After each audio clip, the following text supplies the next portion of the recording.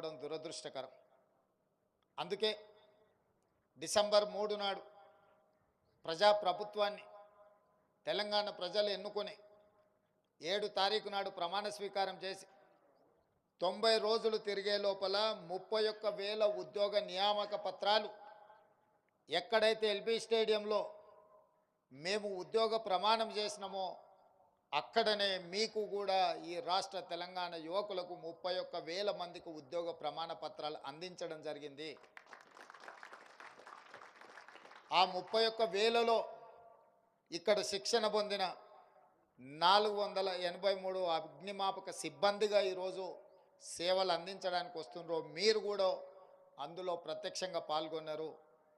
మీ అందరికి కూడా నియామక పత్రాలు ఈ ప్రభుత్వం వచ్చిన ఎంబడే 90 రోజుల్లోనే మీరు ఎన్నాళ్ళుగానో ఎదురు చూస్తున్న మీకు ఉద్యోగ పత్రాలు అందించడం